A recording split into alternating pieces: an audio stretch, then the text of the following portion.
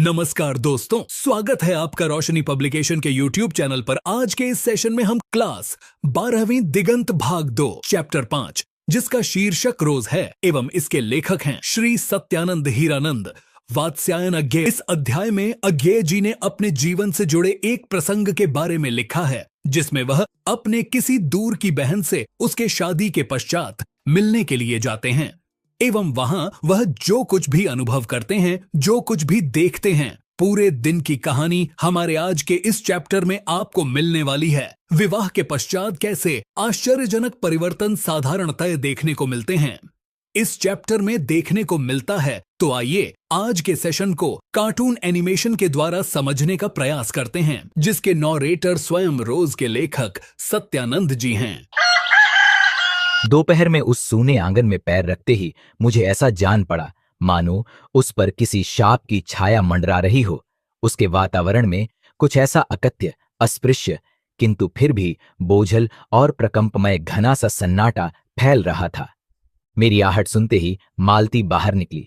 मुझे देखकर, पहचान कर उसकी मुरझाई हुई मुख मुद्रा तनिक से मीठे विस्मय से जागी सी और फिर पूर्ववत हो गई।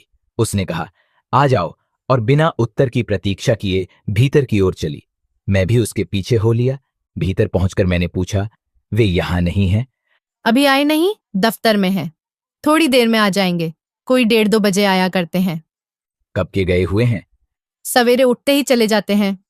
मैं हूं कहकर पूछने को हुआ, और तुम इतनी देर क्या करती हो? पर फिर सोचा, आते ही एकाएक प्रश्न ठीक नहीं है। मैं कमरे के चारों ओर देखने लगा। मालती एक पंखा उठा लाई और मुझे हवा करने लगी। मैंने आपत्ति करते हुए कहा, नहीं, मुझे नहीं चाहिए। पर वह नहीं मानी। बोली, वाह, चाहिए कैसे नहीं, इतनी धूप में तो आए हो यहाँ। मैंने कहा, अच्छा लाओ, मुझे दे दो। वह शायद ना करने वाली थी, पर तभी दूसरे कमरे से शिशु के रोने की आवाज सुनकर उसने चुपचाप पंखा मुझे दे दिया और घुटने पर हाथ टेक कर एक थकी हुई हुँ करके उठी और भीतर चली गई। मैं उसके जाते हुए दुबले शरीर को देखकर सोचता रहा, यह क्या है? यह कैसी छाया सी इस घर में छाई हुई है? मालती मेरी दूर के रिश्ते की बहन है, किंतु उसे सखी कहना ही उचित है, क्योंकि हमारा परस्पर संबंध सखे का ही रहा है। हम बचपन में इकट्ठे खेले हैं, इकट्ठे लड़े और पिटे हैं, और हमारी पढ़ाई भी बहुत सी इकट्ठे ही हुई थी। हमारे व्यवहार में सदा सखे की स्वेच्छा और स्वच्छंदता रही है। वह कभी भ्रातृत्व के या बड़े छोटेपन के बंधनों में नहीं घिरा। मैं आज कोई 4 वर्ष बाद उसे देखने आया हूं। जब मैंने उसे इससे पूर्व देखा था तब वह लड़की ही थी। अब वह विवाहिता है, एक बच्चे की मां भी है।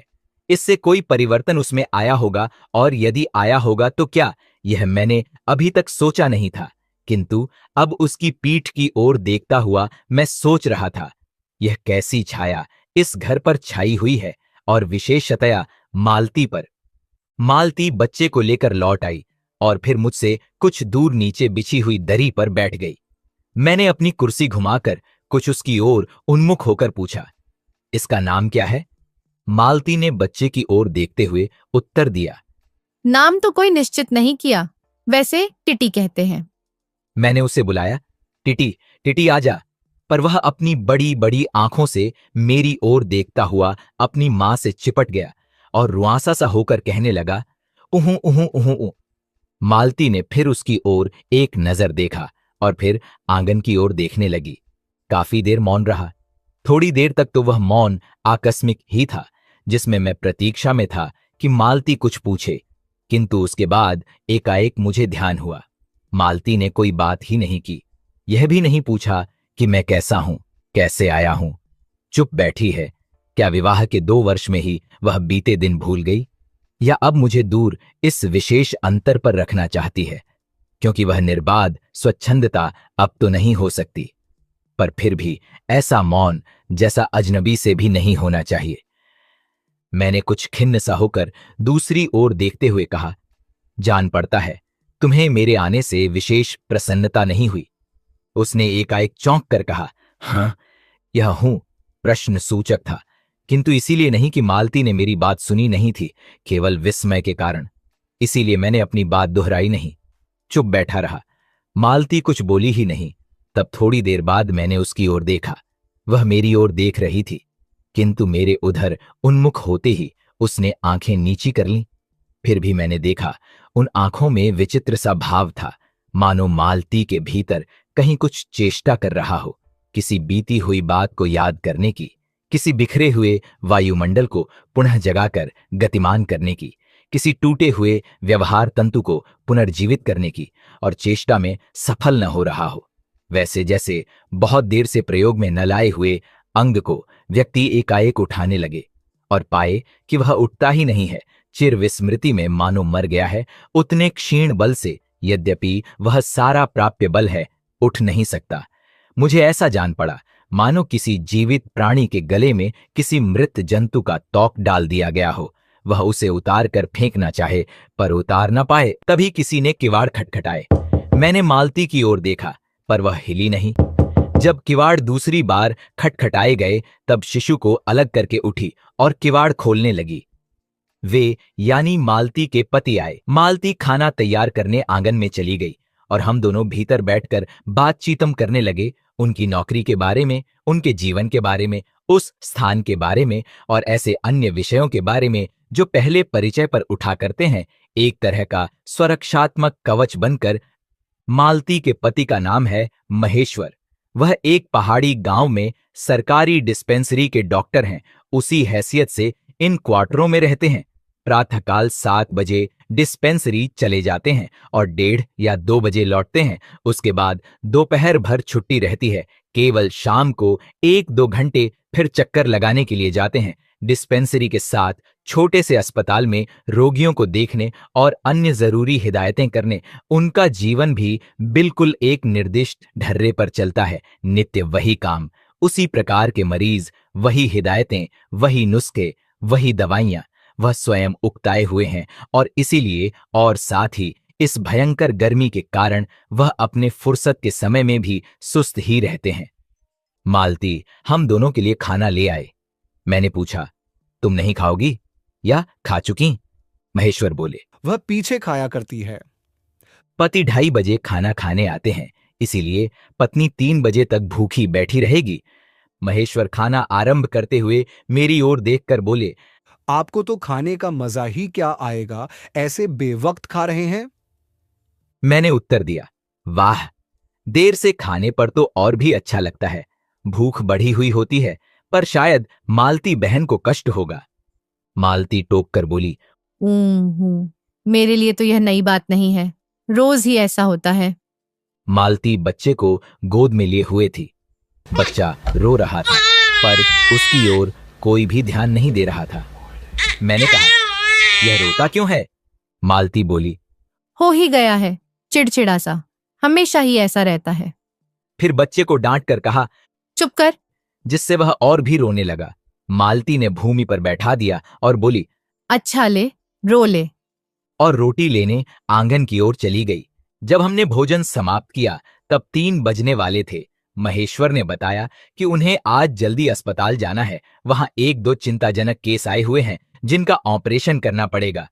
2 की शायद टांग काटनी पड़े, गैंग्रीन हो गया है। थोड़ी देर में वह चले गए। मालती किवाड़ बंद कर आई और मेरे पास बैठने ही लगी थी कि मैंने कहा, अब खाना तो खा लो, मैं उतनी देर टिटी से खेलता हूं।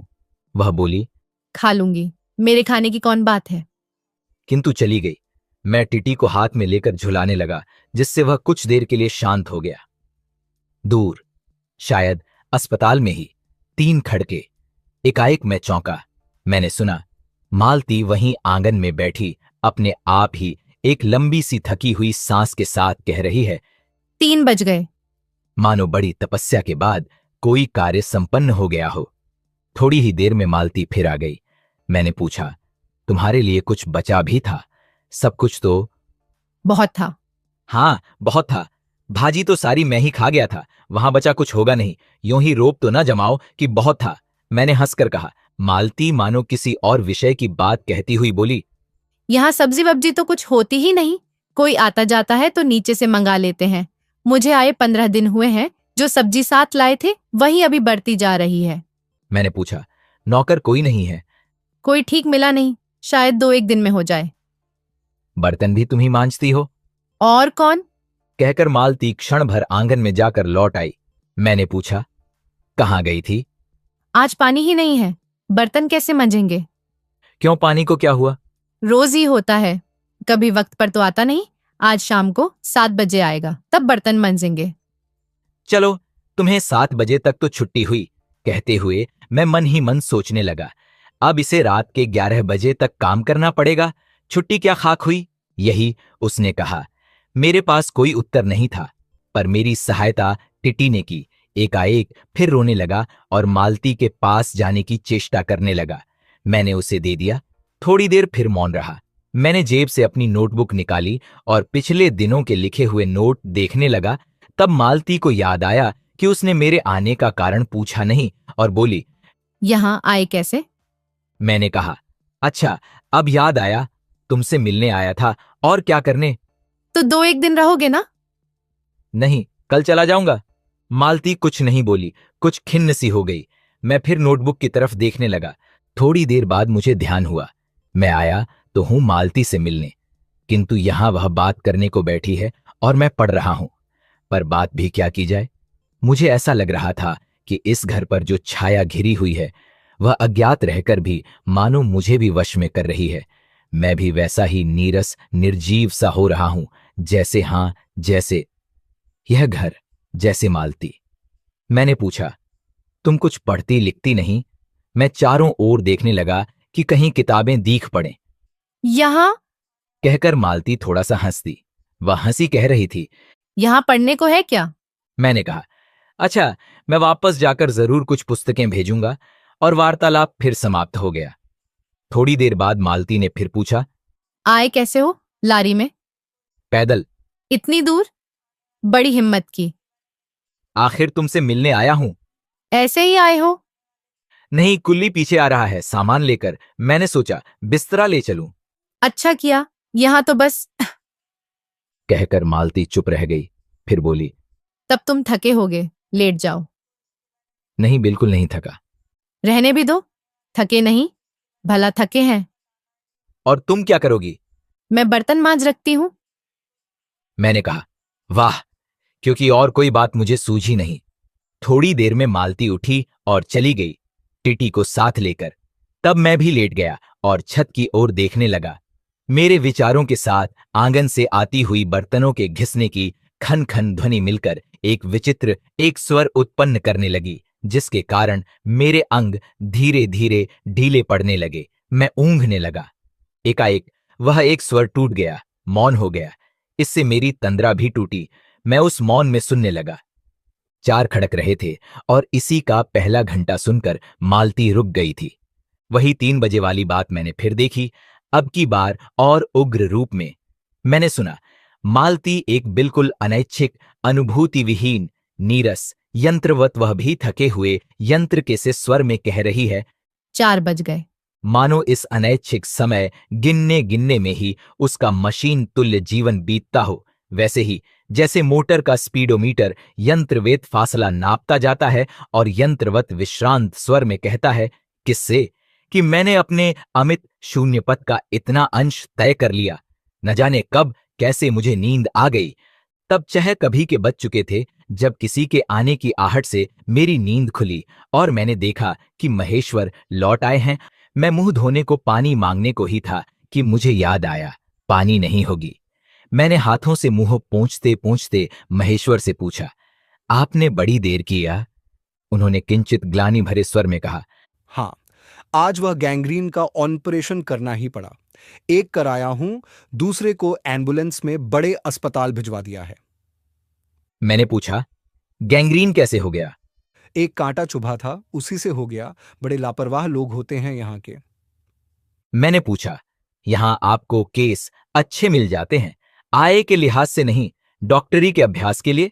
बोले, हाँ, मिल ही जाते हैं। यही गैंग्रीन हर दूसरे चौथे दिन एक केस आ जाता है। नीचे बड़े अस्पतालों में भी। मालती आंगन से ही सुन रही थी, अब आ गई। बोली, हाँ, केस बनाते देर क्या लगती है? कांटा चुभा था, इस पर टांग काटनी पड़े, यह भी कोई डॉक्टरी है? हर दूसरे दिन किसी की बाह काट आते हैं, इसी का नाम है अच्छा अभ्यास। महेश्वर हंसे। बोले, न काटें तो उसकी जान गंवाए है। हाँ, पहले तो दुनिया में कांटे ही नहीं होते होंगे। आज तक तो सुना नहीं था कि कांटों के चुभने से मर जाते हैं। महेश्वर ने उत्तर नहीं दिया, मुस्कुरा दिए। मालती मेरी ओर देखकर बोली, ऐसे ही होते हैं डॉक्टर, सरकारी अस्पताल है ना, क्या परवाह है। मैं तो रोज ऐसी बातें सुनती हूँ। अब कोई मर मुर जाए तो ख्याल ही नहीं होता। पहले तो रात रात भर नींद नहीं आया करती थी। तभी आंगन में खुले हुए नल ने कहा। मालती ने कहा, पानी। और उठकर चली गई। खनखनाहट से हमने जाना बर्तन धोए जाने लगे हैं। टिटी महेश्वर की टांगों के सहारे खड़ा मेरी ओर देख रहा था। अब एकाएक उन्हें छोड़कर मालती की ओर खिसकता हुआ चला। महेश्वर ने कहा, उधर मत जा। और उसे गोद में उठा लिया। वह मचलने लगा और चिल्ला चिल्लाकर रोने लगा। महेश्वर बोले, अब रो रो कर सो जाएगा। तभी घर में चैन होगी। मैंने पूछा, आप लोग भीतर ही सोते हैं? गर्मी तो बहुत होती है। होने को तो मच्छर भी बहुत होते हैं, पर यह लोहे के पलंग उठाकर बाहर कौन ले जाए। अब के नीचे जाएंगे तो चारपाइयां ले आएंगे। फिर कुछ रुककर बोले, आज तो बाहर ही सोएंगे। आपके आने का इतना लाभ ही होगा। अब हम तीनों, महेश्वर, टिटी और मैं, दो पलंगों पर बैठ गए और वार्तालाप के लिए उपयुक्त विषय न पाकर उस कमी को छुपाने के लिए टिटी से खेलने लगे। बाहर आकर वह कुछ चुप हो गया था, किंतु बीच बीच में जैसे एकाएक कोई भूला हुआ कर्तव्य याद करके रो उठता था और फिर एकदम चुप हो जाता था। और कभी कभी हम हंस पड़ते थे या महेश्वर उसके बारे में कुछ बात कह देते थे। मालती बर्तन धो चुकी थी। जब वह उन्हें लेकर आंगन के एक ओर रसोई के छप्पर की ओर चली, तब महेश्वर ने कहा, थोड़े से आम लाया हूं, वह भी धो लेना। कहाँ है? अंगीठी पर रखे हैं, कागज में लिपटे हुए। मालती ने भीतर जाकर आम उठाए और अपने आंचल में डाल लिए। जिस कागज में वे लिपटे हुए थे वह किसी पुराने अखबार का टुकड़ा था। मालती चलती चलती संध्या के उस क्षीण प्रकाश में उसी को पढ़ती जा रही थी। वह नल के पास जाकर खड़ी उसे पढ़ती रही। जब दोनों ओर पढ़ चुकी तब एक लंबी सांस लेकर उसे फेंक कर आम धोने लगी। मुझे एकाएक याद आया, बहुत दिनों की बात थी जब हम अभी स्कूल में भर्ती हुए ही थे, जब हमारा सबसे बड़ा सुख, सबसे बड़ी विजय थी हाजिरी हो चुकने के बाद चोरी से क्लास से निकल भागना और स्कूल से कुछ दूरी पर आम के बगीचे में पेड़ों पर चढ़कर कच्ची अमियां तोड़ तोड़ खाना।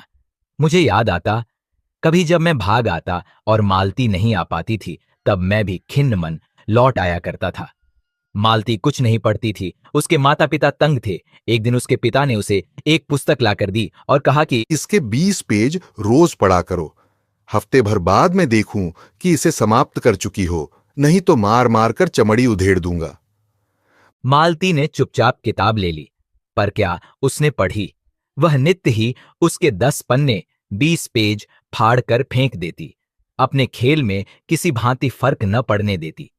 जब 8वें दिन उसके पिता ने पूछा, किताब समाप्त कर ली? तो उत्तर दिया, हाँ कर ली। पिता ने कहा, लाओ मैं प्रश्न पूछेंगा। तो चुप खड़ी रही। पिता ने फिर कहा तो उद्धत स्वर में बोली, किताब मैंने फाड़कर फेंक दी है, मैं नहीं पढ़ेंगी। उसके बाद वह बहुत पीटी, पर वह अलग बात है। इस समय मैं यही सोच रहा था कि वही उद्दत और चंचल मालती आज कितनी सीधी हो गई है, कितनी शांत, और एक अखबार के टुकड़े को तरसती है। यह क्या? तभी महेश्वर ने पूछा, रोटी कब बनेगी? पर अब की बार जब मालती रसोई की ओर चली तब टिट्टी की कर्तव्य भावना बहुत विस्तीर्ण हो गई। वह मालती की ओर हाथ बढ़ाकर रोने लगा और नहीं माना। मालती उसे गोद में लेकर चली गई। रसोई में बैठकर एक हाथ से उसे थपकने और दूसरे से कई एक छोटे छोटे डिब्बे उठाकर अपने सामने रखने, और हम दोनों चुपचाप रात्रि की और भोजन की और एक दूसरे से कुछ कहने की और न जाने किस किस न्यूनता की पूर्ति की प्रतीक्षा करने लगे। हम भोजन कर चुके थे और बिस्तरों पर लेट गए थे और टिटी सो गया था। मालती पलंग के एक ओर मोमजामा बिछाकर उसे उस पर लिटा गई थी। वह सो गया था, पर नींद में कभी कभी चौंक उठता था। एक बार तो उठकर बैठ भी गया था, पर तुरंत ही लेट गया। मैंने महेश्वर से पूछा, आप तो थके होंगे, सो जाइए। वह बोले, थके तो आप अधिक होंगे, 18 मील पैदल चलकर आए हैं। किंतु उनके स्वर ने मानो जोड़ दिया। थका तो मैं भी हूं। मैं चुप रहा। थोड़ी देर में किसी अपर संझा ने मुझे बताया वह ऊँघ रहे हैं। तब लगभग 10:30 बजे थे। मालती भोजन कर रही थी। मैं थोड़ी देर मालती की ओर देखता रहा। वह किसी विचार में, यद्यपि बहुत गहरे विचार में नहीं, लीनम हुई धीरे धीरे खाना खा रही थी। फिर मैं इधर उधर खिसक कर पर आराम से होकर आकाश की ओर देखने लगा। पूर्णिमा थी। आकाश अनभ्र था। मैंने देखा उस सरकारी क्वार्टर की दिन में अत्यंत शुष्क और नीरस लगने वाली स्लेट की छत भी चांदनी में चमक रही है। अत्यंत शीतलता और स्निग्धता से छलक रही है, मानो चंद्रिका उस पर से बहती हुई आ रही हो, झर रही हो।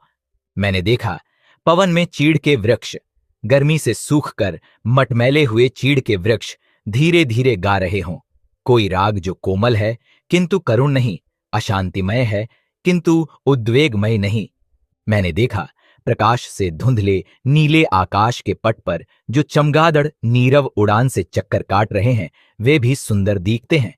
मैंने देखा दिन भर की तपन, अशांति, थकान, दाह पहाड़ों में से भाप से उठकर वातावरण में खोए जा रहे हैं, जिसे ग्रहण करने के लिए पर्वत शिशुओं ने अपनी चीड़ वृक्ष रूपी भुजाएं आकाश की ओर बढ़ा रखी है। पर यह सब मैंने ही देखा, अकेले मैंने। महेश्वर ऊँघ रहे थे और मालती उस समय भोजन से निवृत्त होकर दही जमाने के लिए मिट्टी का बर्तन गर्म पानी से धो रही थी और कह रही थी, अभी छुट्टी हुई जाती है। मेरे कहने पर ही कि 11 बजने वाले हैं, धीरे से सिर हिलाकर बता रही थी कि रोज ही इतने बज जाते हैं। मालती ने वह सब कुछ नहीं देखा। मालती का जीवन अपनी रोज की निग्रत गति से बहा जा रहा था और एक चंद्रमा की चंद्रिका के लिए, एक संसार के लिए रुकने को तैयार नहीं था। चांदनी में शिशु कैसा लगता है, इस अलस जिज्ञासा से मैंने टिटी की ओर देखा और वह एकाएक मानो किसी शैशवोचित वामता से भर उठा और खिसक कर पलंग से नीचे गिर पड़ा और चिल्ला चिल्ला कर रोने लगा। महेश्वर ने चौंक कर कहा, क्या हुआ? मैं झपट कर उसे उठाने दौड़ा। मालती रसोई से बाहर निकल आई। मैंने उस खट शब्द को याद करके धीरे से करुणा भरे स्वर में कहा, चोट बहुत लग गई है बेचारे को। यह सब मानो एक ही क्षण में, एक ही क्रिया की गति में हो गया। मालती ने रोते हुए शिशु को मुझसे लेने के लिए हाथ बढ़ाते हुए कहा, इसके चोटें लगती ही रहती हैं, रोज ही गिर पड़ता है। एक छोटे क्षण भर के लिए मैं स्तब्ध हो गया। फिर एकाएक मेरे मन ने, मेरे समूचे अस्तित्व ने विद्रोह के स्वर में कहा, मेरे मन के भीतर ही बाहर एक शब्द भी नहीं निकला, मां, युवती मां, यह तुम्हारे हृदय को क्या हो गया है जो तुम अपने एकमात्र बच्चे के गिरने पर ऐसी बात कह सकती हो, और यह अभी जब तुम्हारा सारा जीवन तुम्हारे आगे है। और तब एकाएक मैंने जाना कि वह भावना मिथ्या नहीं है। मैंने देखा कि सचमुच उस कुटुंब में कोई गहरी भयंकर छाया घर कर गई है। उनके जीवन के इस पहले ही यौवन में घुन की तरह लग गई है। उसका इतना अभिन्न अंग हो गई है कि वे उसे पहचानते ही नहीं, उसी की परिधि में घिरे हुए चले जा रहे हैं। इतना ही नहीं, मैंने उस छाया को देख भी लिया। इतनी देर में पूर्ववत शांति हो गई थी। महेश्वर फिर लेटकर ऊँघ रहे थे। टिटी मालती के लेटे हुए शरीर से चिपक कर चुप हो गया था। यद्यपि कभी एक आध सिसकी उसके छोटे से शरीर को हिला देती थी। मैं भी अनुभव करने लगा था कि बिस्तर अच्छा सा लग रहा है। मालती चुपचाप आकाश में देख रही थी, किंतु क्या चंद्रिका को या तारों को। तभी 11 का घंटा बजा। मैंने अपनी भारी हो रही पलकें उठाकर अकस्मात किसी अस्पष्ट प्रतीक्षा में मालती की ओर देखा। 11 के पहले घंटे की खड़कन के साथ ही मालती की छाती एकाएक फफोले की भांति उठी और धीरे धीरे बैठने लगी, और घंटा ध्वनि के कंपन के साथ ही मुंह खो जाने वाली आवाज में उसने कहा, 11 बज गए।